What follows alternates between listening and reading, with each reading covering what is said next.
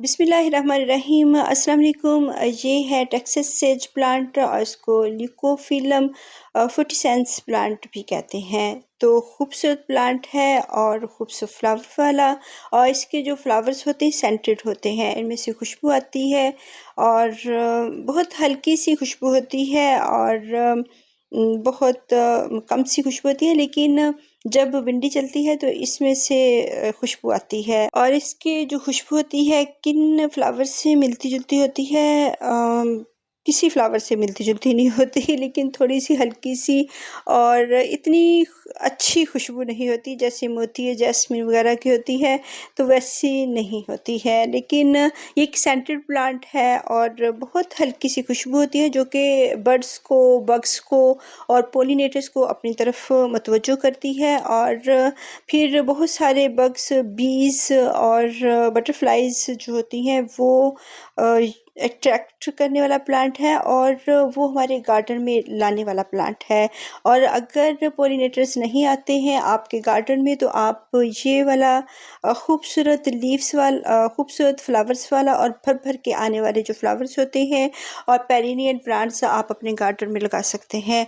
और इसके जो बहुत सारे, ढेर सारे फ्लावर्स आते हैं, तो इसके लिए हमें फर्टिलाइज़र भी इनको देनी होती है और इसके लिए अच्छी सॉइल का इंतखाब भी करना होता है और एक अच्छी लोकेशन का इंतखाब भी करना होता है।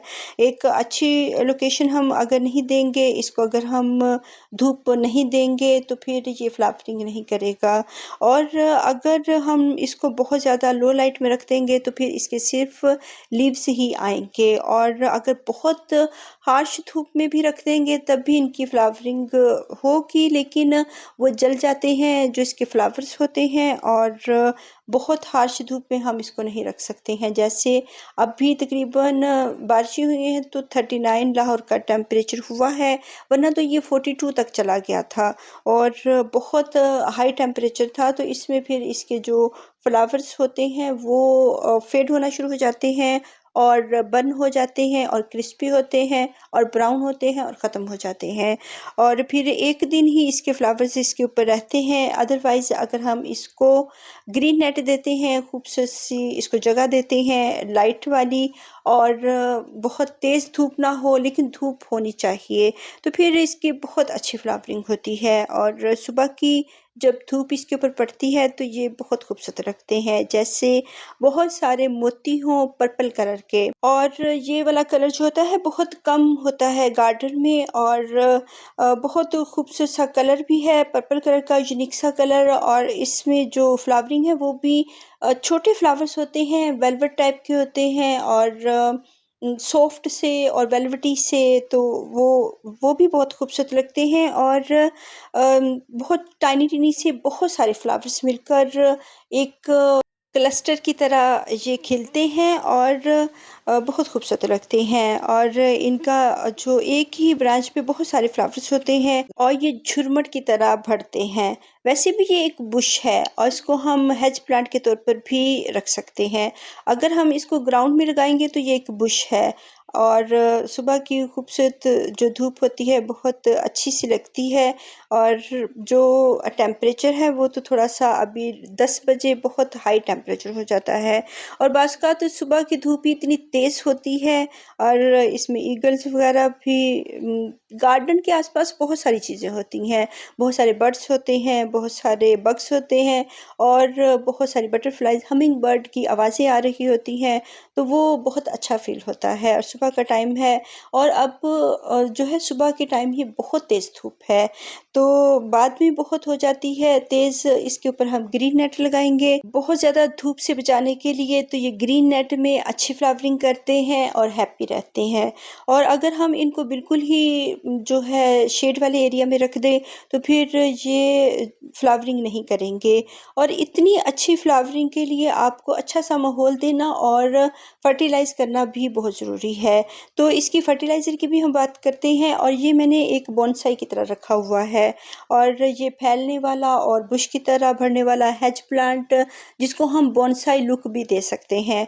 कुछ भी, किसी भी तरीके से हम इसको लगा सकते हैं। और अगर एक पॉट में लगाया हुआ है तो फिर ये एक ड्वार्फ, एक बुश, एक दरख्त की तरह बढ़ेगा। तो इसको हम अगर वक्तन-फ़वक्तन इसकी थोड़ी-सी ब्रांचेस कट करके तो इसको बोनसाई लुक दे दें तो ये और भी खूबसूरत लगेगा। तो इसकी यही खूबसूरती है, अगर हम किसी प्लांट को अच्छी तरह से रखें तो वो खूबसूरत लगता है। अगर हम उसको ऐसे ही फेंका हुआ रखें और उसकी जो है उसकी प्रोटेक्ट ना करें, उसकी देखभाल ना करें तो फिर ये प्लांट हमें इतना अच्छा रिज़ल्ट नहीं देते हैं।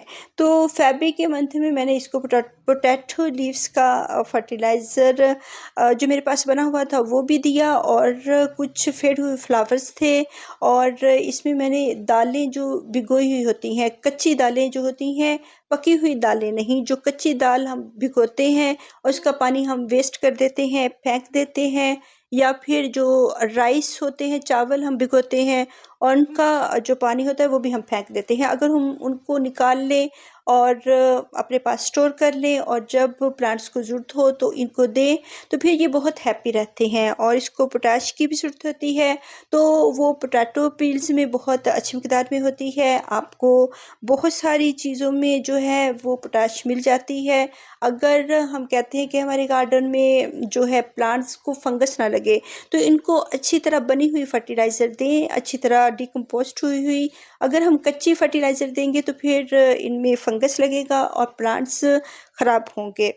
और इनके जो फ्लावर्स होते हैं बहुत खूबसूरत लगते हैं, और इनमें बीज आना और बहुत सारे जो बग्स बटरफ्लाइज होती हैं वो इनके आसपास आते रहते हैं, और वो इन जो फ्लावर्स होते हैं इनकी खुशबू को लाइक करते हैं और बहुत हैप्पी रहते हैं। और इसमें जो है जो सेंट आती है वो इनको बहुत अच्छी लगती है, जो बग्स होते हैं।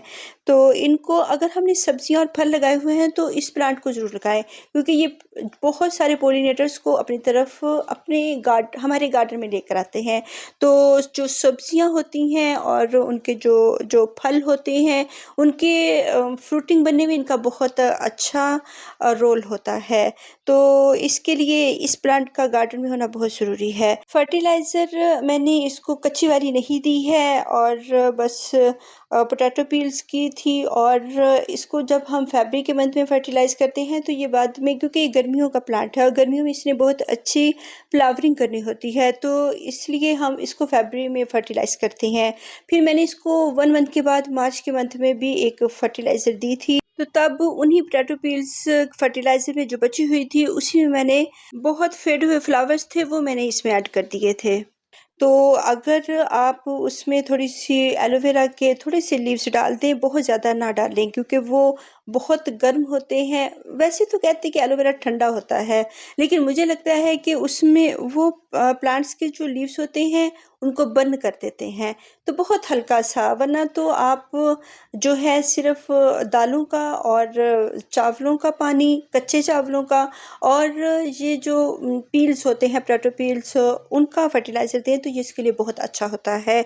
आप वर्मी कंपोस्ट जो होती है या लीफ कंपोस्ट, इनको आप पानी में इनका लिक्विड फर्टिलाइज़र भी दे सकते हैं। गोबर की खाद का फर्टिलाइज़र आप इनको सितंबर के मंथ में देते हैं। लिक्विड में भी दे सकते हैं, इसकी गोडी करके उसमें आप 2-3 खादें जो होती हैं गोबर की खाद और जो लीफ कंपोस्ट और वर्मी कंपोस्ट, इनको आप थोड़ा-थोड़ा सा मिक्स करके, और वुड ऐश में कैल्शियम भी होती है जो कि आपकी जड़ों के लिए उसमें फंगस नहीं लगने देती और उसमें फर्टिलाइज़र का भी काम करती है। तो इसकी गोडी करें तो इसकी जड़ों में हम वो डाल देते हैं।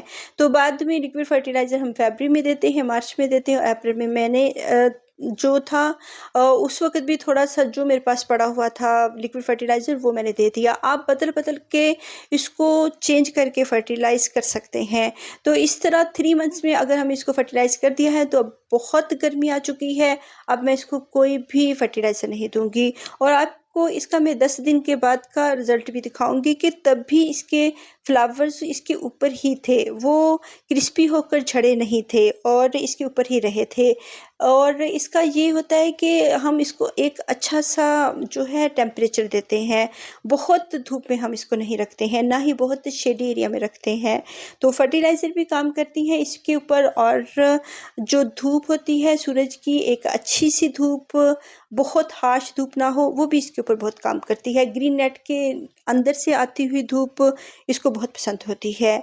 तो इसकी जब सॉइल बनाई थी मैंने 3 इयर्स पहले या 4 इयर्स पहले, क्योंकि ये उसी पॉट में लगा हुआ है, तो अभी तक मैंने इसका पॉट चेंज नहीं किया। तब मैंने अच्छी सी बल मिट्टी इसको दी थी, और इसमें मैंने 2-3 खादें इसमें डाली थी, और ये तब का ही इसी पॉट में लगा हुआ है, क्योंकि मैंने इसको बोनसाई की तरह पे रखा हुआ है। और इसकी मैं जब ये फ्लावरिंग कर लेता है तो फिर मैं इसकी ऊपर से टिप्स कट कर देती हूँ, और ओल्ड ब्रांचेस जितनी भी होती हैं उनमें फ्लावरिंग नहीं होती, फिर न्यू ब्रांचेस आती हैं और फिर उनमें जो है इसकी टिप्स के ऊपर ही फ्लावर्स होते हैं।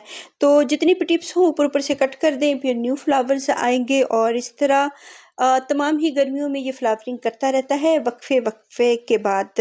और इसने थोड़ा सांस भी लेना होता है, फिर ये दोबारा से फ्लावरिंग करता है। और इसको हम बार बार, अब बहुत गर्मी में मैंने इसको कोई फर्टिलाइज़र नहीं दी, बस बारिशों का पानी इसके ऊपर पड़ा है और ये हैप्पी है।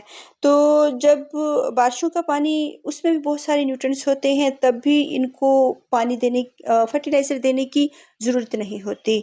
तो वो जो ओल्ड सॉइल होती है उसको हम अगर रीन्यू करना चाहते हैं तो साल में 1 मरतबा सितंबर के मंथ में, इसकी जब नॉर्मल टेम्परेचर हो। आपके एरिया में कौन-सा मंथ में नॉर्मल टेम्परेचर होता है, तो तब आप इसकी गोडी करें और 2-3 खादें इसके अराउंड में डाल दें, और जो है इसको जो थोड़ी-सी पुरानी सोई निकाल कर तो नई सोई डाल दें।